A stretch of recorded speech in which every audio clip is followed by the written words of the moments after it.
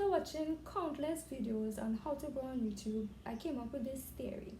I think I was subconsciously thinking about all the tips, tricks, all these things that I'm trying to do. And I said to myself, you know, what really going on here? What is the real pattern behind it? And this is my theory. Now, if you're looking at the thumbnail and you're confused and you're thinking, what the hell is this? Right? Basically, my theory is that there are 3 levels when it comes to YouTube growth, right?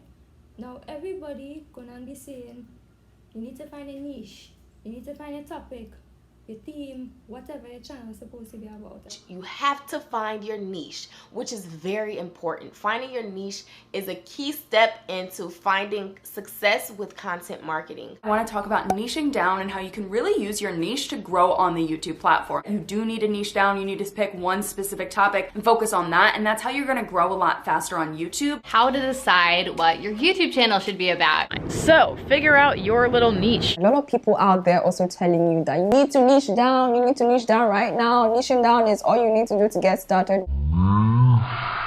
And I believe that this is the bottom level, right? And just like the video game character Katana, right? If you don't know anything about video games and you just pick up a controller and you just start button mashing, right? You could most likely win a match with her without knowing anything. And that's why I equate that to having a niche. Once you know the topic that you're talking about, you could basically do anything you want once it's centered around that focus, right? The second level, I believe, is called your audience,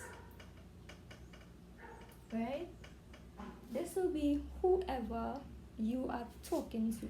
So whoever you're really trying to have in your community, in your tribe, or whoever you want your ideal customer to be.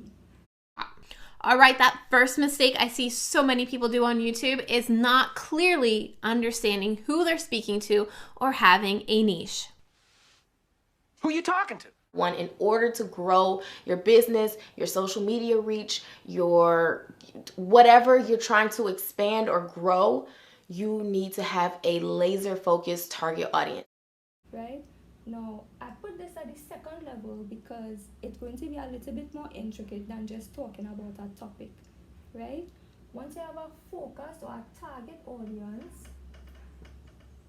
it's just a little bit of a higher level, and that's why I equate it with the Mortal Kombat character Jade, because you could do the same thing. If you don't know anything, you could button mash and you have probably an 80% chance of winning, but you still kind of need to know what you're doing a little bit more and have a little bit more skill.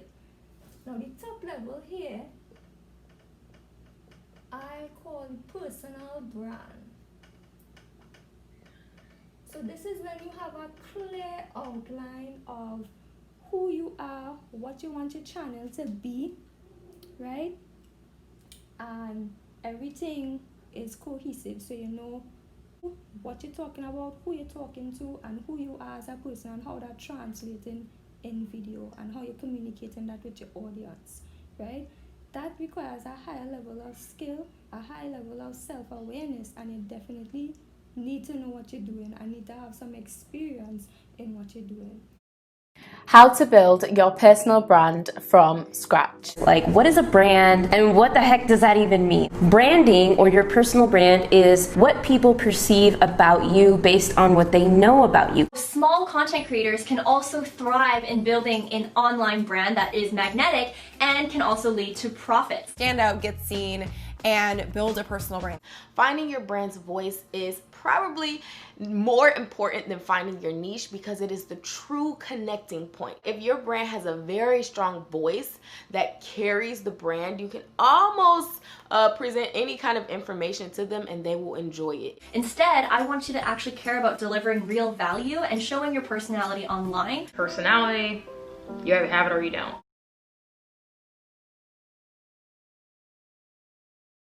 Therefore, I put this as the highest level, and it is very reminiscent of Melina, because if you try to play as Melina and you don't know any of her moves, you cannot win. You will fail. Alright? So, I I see the growth as a trajectory of these 3 levels, and it's an exponential growth. So as soon as you focus on your topic and then you gather audience and you develop a personal brand, you're going to see exponential growth.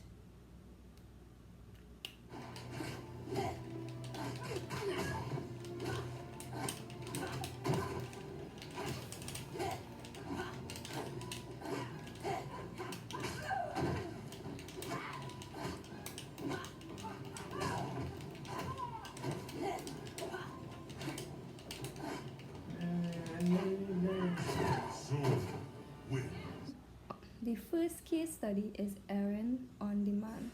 Now, she started YouTube back in late 2018 and she gained 100,000 subscribers in 2019 and she's still growing.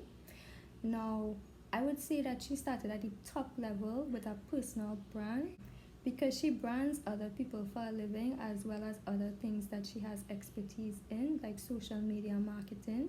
She also comes with a background in journalism, so she already had the camera presence that most people are developing while they are now starting YouTube. So as I said, from her channel you can see her clear branding with the colors. The layout of her channel clearly shows that she is talking about tips for young Black entrepreneurs, and then she also shows a day in the life as a Black entrepreneur. And this is something that you wouldn't see people starting off with in the beginning. Usually channels graduate to that level because people usually come for the informational videos and not so much the personal videos. Therefore, since she had that clear vision for herself in the starting, when people really started to gravitate towards her personally, the videos were already there so that they could look at that and make an even deeper personal connection, hence the brand.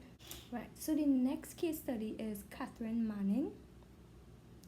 She's a YouTuber that is recently blown up in the beginning of 2020, and her channel started off a bit messy in the beginning. She was talking about a lot of different things and she finally narrowed down to 3 topics, one of them being YouTube.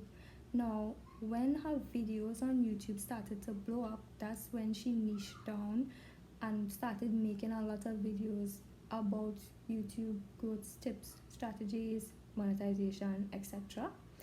And once those things started to gain traction, then she started to gain an audience or community. Now, when her community started to ask for more behind the scenes vlogs into her life, then she started making those, and she saw an initial dip because there would have been a lot of people still coming in just to see the YouTube tips and tricks videos. But catering to your audience and your community is the second level, and is what you want to do ultimately because you're on the trajectory to grow to the personal brand, which is what she did. Eventually she changed her channel name, so her channel name was theContentbug, and now she rebranded it as Cathrin Manning, which is now her personal brand, and she's well over 100,000 subscribers now, and she's posting a combination of the informational videos and the vlogs, which is a similar format to the other case study that I just mentioned, and therefore validating my theory. So the final case study is Kelly Stamps. She also started gaining traction earlier this year in 2020, and she started off talking about hair, and she had about 2,000 subscribers that was just for hair, and then she made the conscious decision to widen her target audience. She was a bit ambitious. She said she's going to take over the world, so she wanted to target everybody, and her personal brand is being a professional meme. So she branded herself, she targeted her audience, and therefore we could see with her channel the trajectory of the growth. So what she did is, her channel is categorized into playlists, so she would have playlists that was targeted towards her life in New York City, towards some YouTube tips and tricks as well, and videography. And then she would also have other playlists that people could be interested in. And once people got into her channel and was hooked into one of those playlists, I think that is how she was able to grab people and get subscribers and get traction. But that's because she laid the foundation of her channel, of what she wanted it to be. So her YouTube videos also gained a lot of attention and a lot of subscribers, I would think, and this also helped in her growth trajectory. So she structured her channel with playlists, categorizing it into binge-worthy content. So once people landed on her channel, they would be roped into her personality, and it was just a matter of time before her channel blew up. And that's exactly what happened. So I'm sure you'd have heard a lot of YouTubers saying you need to niche down, find a niche. What is your channel about? Do you need a YouTube niche? Today's video is the first in a series helping you rethink the YouTube niche. I think it's really important to niche down. So one of the best ways to stand out on YouTube is by having a specific niche. You have to ask yourself, what topic do I like? And once you understand that, well, that is your niche. Your niche is what your videos and your entire channel is going to be about. So Your YouTube channel doesn't work without it, and that is crushing your niche. So in this step, we're wanting to hone in on our niche and what is our channel topic? What is our channel going to be about? What are we going to teach? How are we going to give value? And how are we going to treat our YouTube channel like a business? You're going to want to be very niche specific. In the beginning of your YouTube journey, you must be very niche specific. And I know you hear this all the time, but it's so true. So please do not brush this off and feel like you don't need a niche. You can discuss whatever you want to discuss, because honestly, it's not the case, and you're not going to get anywhere with that stubborn attitude.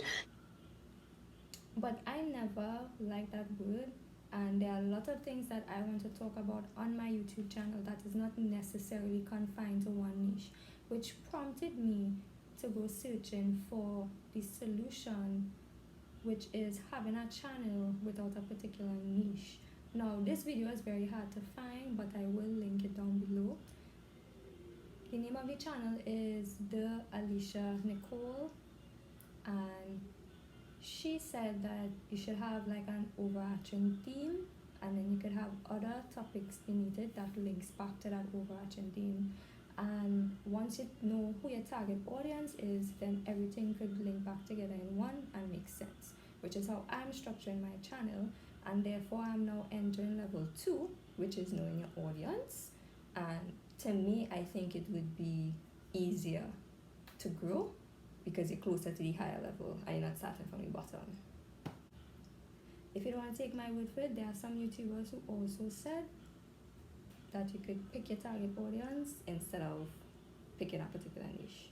Because let's be honest, there are people who are advising you to niche and double niche and triple niche down, and then you hear people saying, don't niche, explore, have fun, do what you want, and then see how things evolve. Stop niching? I feel like everybody says to niche down. Well, I do believe in niching, and I think it's a great way to grow your channel, but it's not the only way. No niche, no problem.